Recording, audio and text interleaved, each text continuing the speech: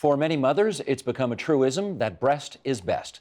But author Courtney Jung argues it's gone beyond a good means of feeding infants and into the realm of a moral crusade. Joining us for more on this complex issue, here's Courtney Jung, author of Lactivism: How Feminists and Fundamentalists, Hippies and Yuppies, and Physicians and Politicians Made Breastfeeding Big Business and Bad Policy. Get off the fence. Tell me what you really think about all this. No, let's actually, first of all, welcome. Nice to have you here. Thank you. Let's just read an excerpt from your book, and then we'll go on from there. I am not against breastfeeding, you write. I am against lactivism, by which I mean compulsory breastfeeding, breastfeeding as a moral crusade, and breastfeeding as a means of distinguishing good from bad parents. I am against using the particular infant feeding practices of one privileged demographic to measure people who lack the resources to breastfeed or simply prefer not to. I'm against using a selective reading of medical literature to justify a public health issue. I'm against using that public health issue to compel women to breastfeed and punish those who don't. And I am against government policies that create the expectation that women should comply with the moral imperative to breastfeed by pumping breast milk at work. I think we know where you stand on this now. But you're a political scientist, and this is not a subject that I think many political scientists turn their attention to. So why the interest from you? Well, lactivism is a word that was coined by breastfeeding advocates, and it's a conflation of the words lactation and activist or activism. And the project of breastfeeding advocates who are lactivists is to transform policy and social norms to make them more friendly to breastfeeding. And so any time that you're transforming political and social norms and trying to change policy, that's a political science issue, at least potentially. You said, though, that it's somehow become a moral crusade now, or a moral imperative. How did that happen? Well, one of the points I'm trying to make is that there's a difference between saying to a mother, between a breastfeeding advocate who says to a mother, if you choose to breastfeed, I will support you in your efforts to breastfeed. And saying to a mother, you really have no choice but to breastfeed, because if you don't, you will not be giving your child everything that you could, and you're endangering your child's health, and so you must breastfeed. You take on that obligation or responsibility by becoming pregnant. And so that's the realm of the moral crusade, is as soon as you elevate it into, a standard of good parenting. But if it is better for the baby's health to receive breast milk, why you seem to be overly critical of something that at the end of the day is actually better for a baby, and therefore why wouldn't you want to encourage or push mothers to do that? Right. When I first started thinking about this, I was breastfeeding, and I believed that breastfeeding was very, very important, critical to a baby's health.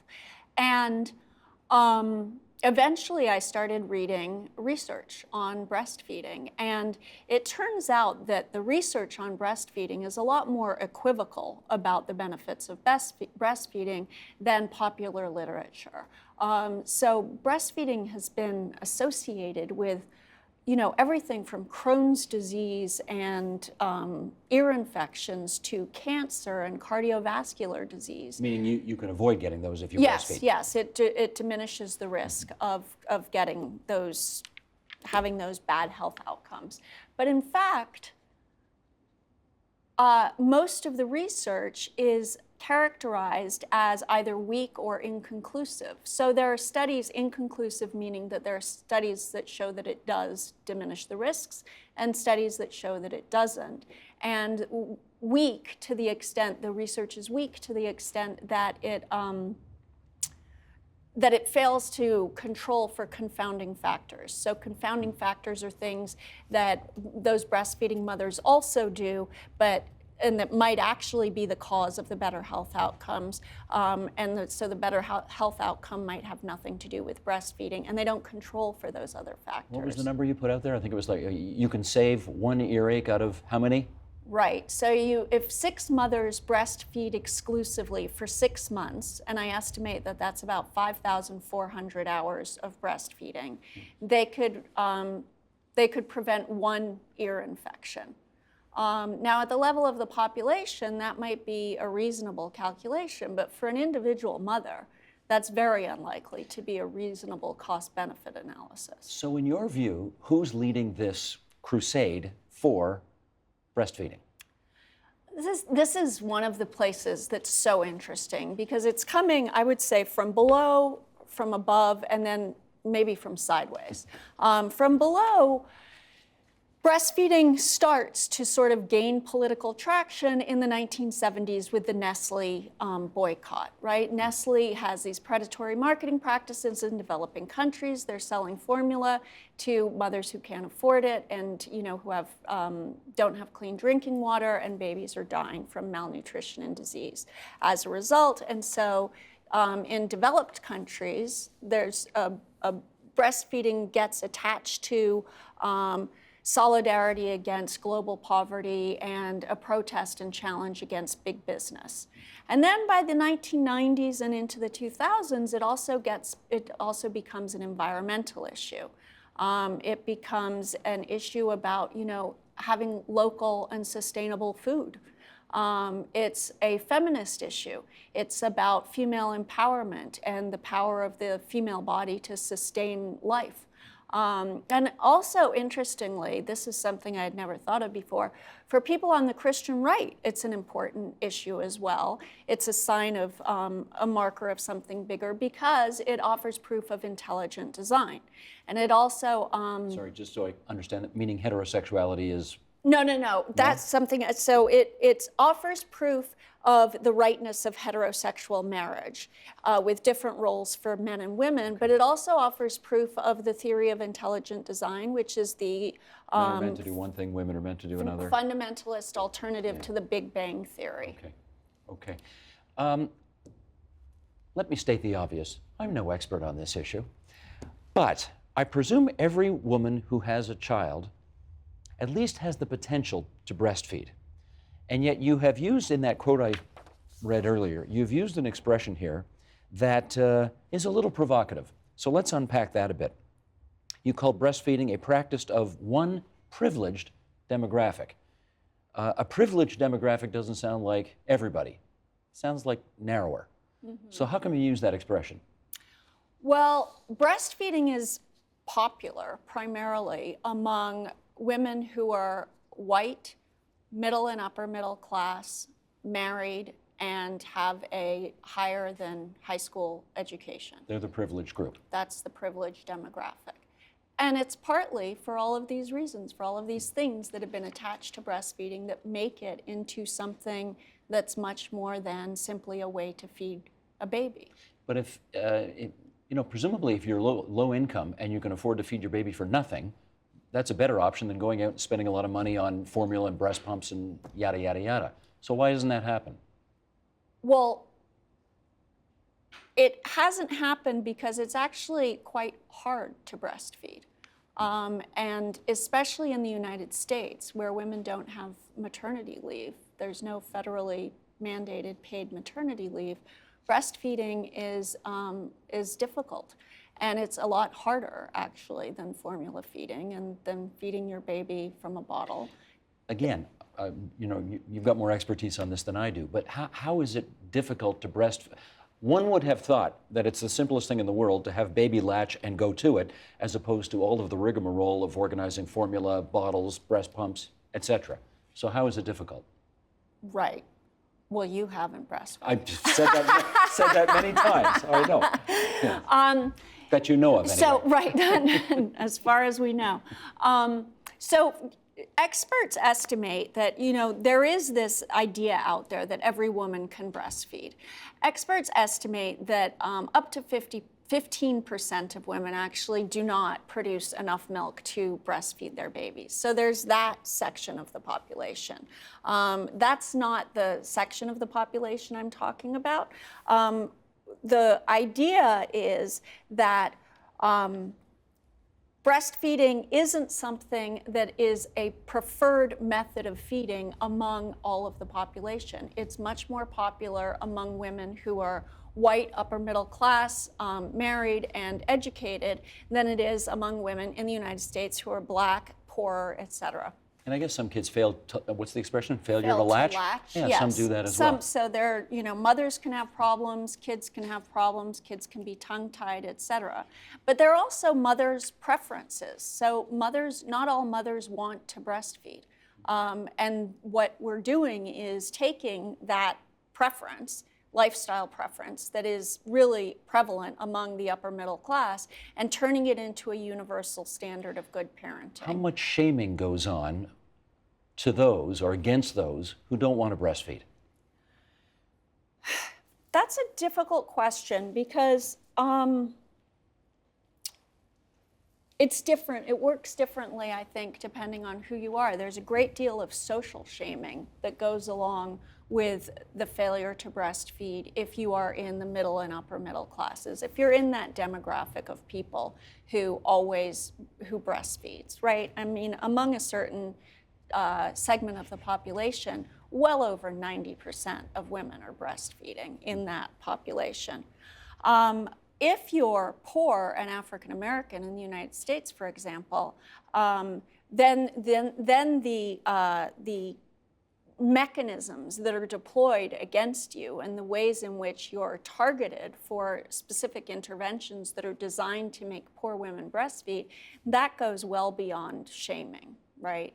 And so then we get into a whole new realm of coercion that's really compelling women to breastfeed. And here I'm talking about the Women, Infants, Children program. I'm not sure you probably... we don't have a program by that name in Canada, Right. but we have similar stuff. Right, of course. So in the U.S., we have this program called the Special Supplemental Nutrition Program for Women, Infants, and Children. The short name is WIC. And WIC offers different benefits for women who are breastfeeding and women who aren't breastfeeding. So the women who are breastfeeding are eligible for WIC food vouchers for twice as long as women who don't breastfeed. And they get better food, a wider variety of better quality food.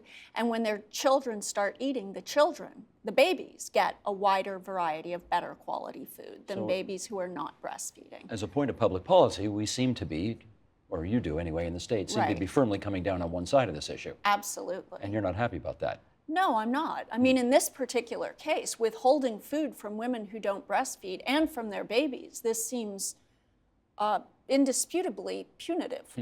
Your New York Times Magazine piece, it was New York Times Magazine? Or for New the York paper? Times, the paper. For the paper.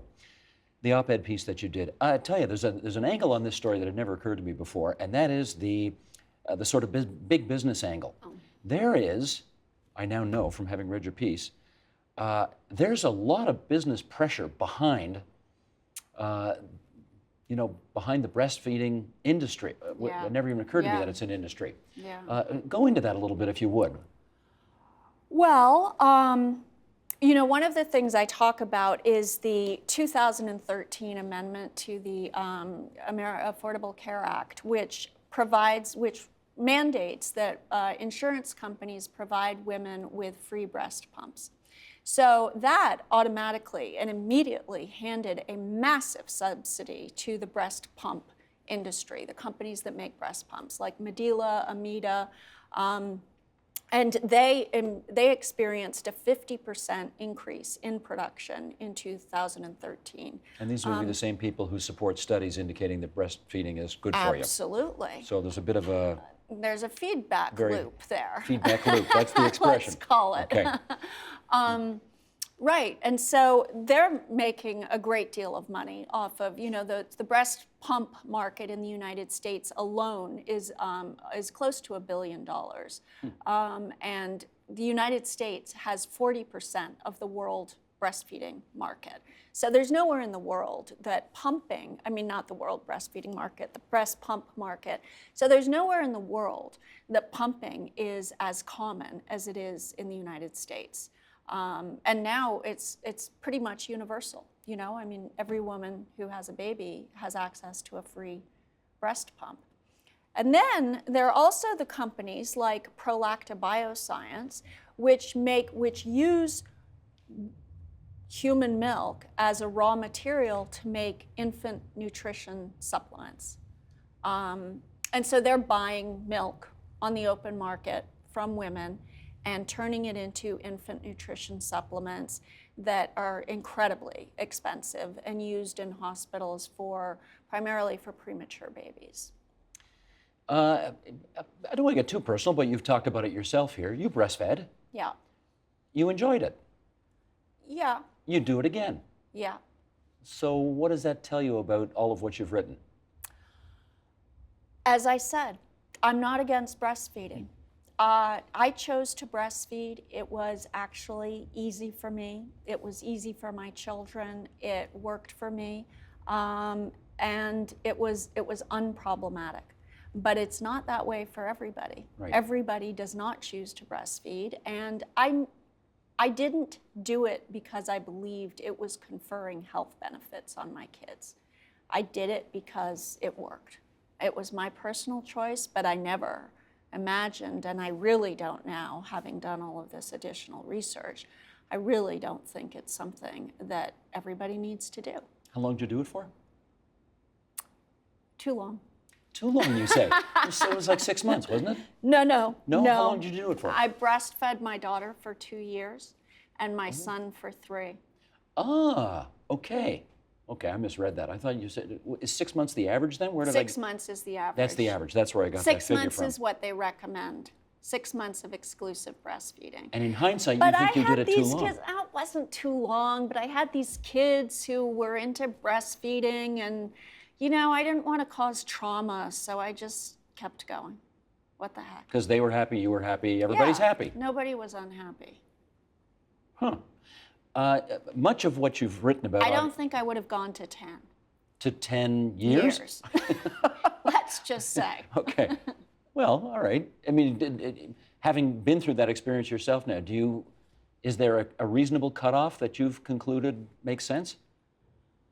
Well, when my son turned 3, I thought, this is madness.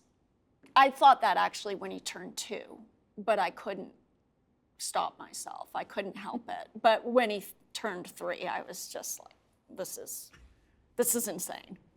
And then you said, okay, we're done. Yeah. I deduced that child-led weaning was not in the cards, and so we had some mother-led weaning. Mother-led weaning. Yes, Got it. we'll call it that. Understandably, I mean, you're from the States, so much of the information you have in here is the American example, but how much of that do you think is applicable to the Canadian scene? Well, the big difference between Canada and the United States is, of course, maternity leave. So in Canada, mothers get maternity leave. In the United States, sometimes they do and sometimes they don't. You mean paid maternity leave? Yes, paid maternity leave. So in the United States, most mothers take about 6 weeks of maternity leave after the birth of a baby. And that's not maternity leave usually. It's cobbled together, vacation days, sick days, stuff like that. And 30% of mothers who work take no maternity leave at all. So they return to work days after their baby is born. As a result, in the United States, you have this huge breast pump market because those women have if they're going to breastfeed, they have no option but to lug a pump back and forth to work every day and pump breast milk. They're not actually, unpaid. Yes, unpaid, to take unpaid breaks to go pump, yes. You don't like the sound of that, do you? No, I don't like I could tell. the You sound grimaced of when I it. said that. Yeah. Okay. But the truth of the matter is, mothers don't like the sound of that. There are lots and lots of women who enjoy breastfeeding. There are not lots of women who enjoy pumping. And so the pumping market is not as big in Canada as it is in the United States because that dynamic doesn't really exist. Women can actually breastfeed exclusively in Canada for 6 months and be with their babies and actually breastfeeding, not breast pumping. But in Canada, as in the United States, it's a class status, it's a symbol of class status, and the numbers, the demographic differences are the same in Canada as they are in the US. So the women who are more likely to be breastfeeding are white, upper middle class women, and it's a lifestyle choice among that demographic. And poor women are much less likely to be breastfeeding in Canada. Aboriginal women are very unlikely to be breastfeeding in Canada. And so you have the same racial disparities and the same degree of sort of pressure on women to breastfeed. I had my daughter in Canada. My daughter was born in Canada, and in response to a question from one of the other mothers in our group at the classes, pre-birth classes, about formula feeding, the teacher said, well, I'm not going to tell you anything about formula feeding because it's against hospital regulations. Just to tell you. Yes, I cannot talk about formula feeding because it's against hospital regulations. Now, I don't know if that was true, if it was indeed against hospital regulations, but that is what she said, and it's sort of, that exists, and it's as true in Canada as it is in the US. But there are more women breastfeeding in Canada. In Canada, you have an 89% initiation rate. In the United States, it's 79%. And it's because of maternity leave, So it's because, you've got an 89% initiation rate that the government doesn't have to be. The breastfeeding advocacy initiatives are not quite as powerful as they are in the United States, and they're not quite as punitive as they are in the United States. Let's finish up on this. Now that you've unmasked Lactivism, what's your hope for how this might change behavior going forward, or not? I hope that we can get back into a space where breastfeeding doesn't have all of these implications and meanings attached to it, and where it is a mother's choice and simply a way to feed a baby. And that mothers will be supported when they make a choice to breastfeed, but they will not be browbeaten into breastfeeding, and they will feel that that they can freely make that choice. And freely making that choice does also mean a lot more support for women who do want to breastfeed. You're not completely 1,000% sold on colostrum, are you? And for all of the men watching right now who have no idea what I've just talked about, Google it. You'll find out. It's important you know. Courtney Jung, professor of political science, University of Toronto, author of Lactivism, How Feminists and Fundamentalists, Hippies and Yuppies, and Physicians and Politicians Made Breastfeeding Big Business and Bad Policy. So good of you to visit us at TVO tonight. Thanks so much. Thank you. Help TVO create a better world through the power of learning. Visit supporttvo.org and make a tax-deductible donation today.